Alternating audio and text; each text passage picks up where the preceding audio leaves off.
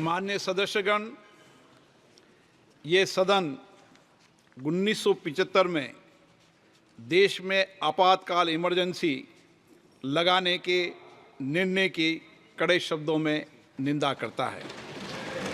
इसके साथ ही हम उन सभी लोगों की संकल्प शक्ति की सराहना करते हैं जिन्होंने इमरजेंसी का पुनर्विरोध विरोध किया, अभूतपूर्व संघर्ष किया और भारत के लोकतंत्र की रक्षा का दायित्व निभाया। भारत के इतिहास में 25 जून 1975 के उस दिन को हम हमेशा काले अध्याय के रूप में जाना जाएगा। इस दिन तत्कालीन प्रधानमंत्री श्रीमती इंदिरा गांधी ने देश में इमरजेंसी लगाई और बाबा साहब अम्बेडकर द्वारा निर्मित संविधान पर प्रचंड प्रहार किया था। भारत की पहचान पूरी दुनिया में लोकतंत्र की जननी के तौर पर है। भारत में हमेशा लोकतांत्रिक मूल्यों और वाद संवाद का समर्थन हुआ, हमेशा लोकतांत्रिक मूल्यों की सुरक्षा की, उन्हें हमेशा प्रोत्साहित किया गया। ऐसे भारत पर श्रीमती इंदिरा गांधी द्वारा तानाशाही थोप दी गई, भारत के लोकतांत्रिक मूल्यों को कुचला गया और अभिव्यक्ति की आज़ादी का गला घोटा गया। इमरजेंसी के दौरान भारत के नागरिकों के अधिकार नष्ट कर दिए गए, नागरिकों से उनकी आज़ादी छीन ली गई। ये वह दौर था जब विपक्ष के नेताओं को जेल में बंद कर दिया गया, पूरे देश को जेल खाना बना दिया गया। तब की तानाशाही सरकार ने मीडिया पर अनेक पाबंदियां लगा दी गई थी, न्यायपालिका की स्वतंत्रता पर अंकुश लगा दिया गया था। इमरजेंसी का वह समय हमारे देश के इतिहास में अन्याय काल का एक काला खंड था। आपातकाल इमरजेंसी लगाने के बाद उस समय कांग्रेस सरकार ने कई ऐसे निर्णय किए जिन्होंने हमारे संविधान की भावनाओं को कुचलने का काम किया। पूर्व और निर्दयी maintenance of internal secretary act Misa में बदलाव करके कांग्रेस पार्टी ये सुनिश्चित किया कि हमारी अदालतें मीसा के तहत गिरफ्तार लोगों को न्याय नहीं दे पाए। मीडिया को सच लिखने से रोकने के लिए parliament president protection of publication repeal act, press council repeal act और prevention of publication of objectionable matter act लाए गए। इस काले खंड में संविधान में 38वां, 89वां, 40वां, 41वां, 42वां संविधान संशोधन किया गया। कांग्रेस सरकार द्वारा किए गए संशोधन का लक्ष्य था सारी शक्तियां एक व्यक्ति के पास आ जाए, न्यायपालिका पर नियंत्रण हो, संविधान के मूल सिद्धांत खत्म किए जा सके। ऐसा करके नागरिकों के अधिकारों का दमन किया गया और लोकतंत्र के सिद्धांतों पर आघात किया। इतना ही नहीं, तत्कालीन प्रधानमंत्री श्री इंदिरा गांधी ने कमिटेड ब्यूरोक्रेसी और कमिटेड जुडिशरी की बात कही, जो उनकी लोकतंत्र विरोधी रवैये का एक उदाहरण है। इमरजेंसी अपने साथ ही ऐसे असामाजिक और तानाशाही की भावना से भयंकर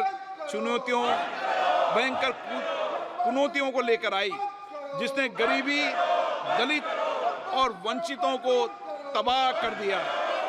इमरजेंसी के दौरान लोगों को कांग्रेस सरकार द्वारा जबरन थोपी गई अनिवार्य नसबंदी का, शहरों में अतिक्रमण हटाने के नाम पर मनमानी का और सरकार की कुनीतियों का प्रहार झेलना पड़ा। ये सदन उन सभी लोगों के प्रति संवेदना जताना चाहता है। 1975 से 1970 कालाखंड अपने आप में एक ऐसा कालाखंड है जो हमें संविधान के सिद्धांतों, संघीय ढांचे और न्यायिक स्वतंत्रता के महत्व को याद दिलाता है। ये कालखंड हमें याद दिलाता है कैसे उस समय हम सभी पर हमला किया गया, क्योंकि जिनकी रक्षा आवश्यक है। ऐसे समय में जब आपातकालीन इमरजेंसी के 50वें वर्ष में हम प्रवेश कर रहे हैं, ये 18वीं लोकसभा बाबा साहब अम्बेडकर द्वारा निर्मित संविधान को बनाए रखने, इसकी रक्षा करने और इसे संरक्षित रखने की अपनी प्रतिबद्धता को दोहराती है। हम भारत में लोकतंत्र के सिद्धांत, देश में कानून का शासन और शक्तियों का विकेंद्रीकरण अक्षुण्ण रखने के लिए प्रतिबद्ध हैं। हम संवैधानिक संस्थाओं में भारत के लोगों की आस्था और उनके अभूतपूर्व संघर्ष, जिनके कारण इमरजेंसी का अंत हुआ और एक बार फिर संवैधानिक शासन की स्थापना हुई, उनकी सराहना करते हैं। 1975 में आज 26 जून के दिन ही देश इमरजेंसी की क्रूर सच्चाइयों का सामना करते हुए उठा था। 1975 में आज के दिन कैबिनेट ने इमरजेंसी का पोस्ट फैक्टो रेक्टिफिकेशन किया था।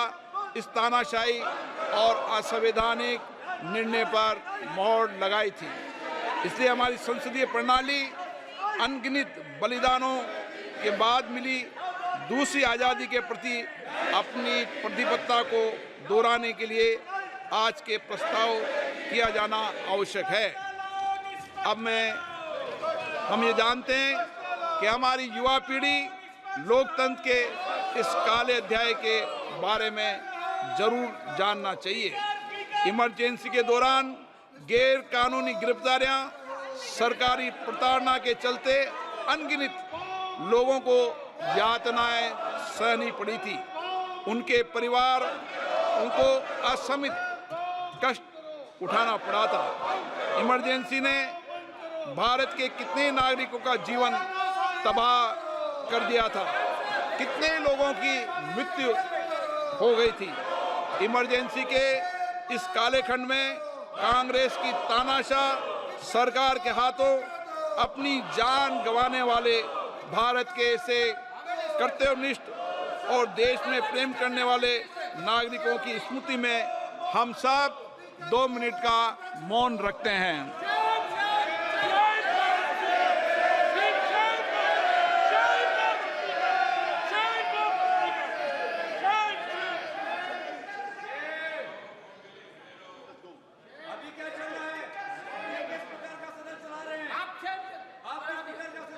ओम शांति। सभा की कार्रवाई दिनांक 27 जून 2024 को राष्ट्रपति के अभिभाषण की समाप्ति के आधे घंटे के पश्चात के लिए स्थगित की जाती है।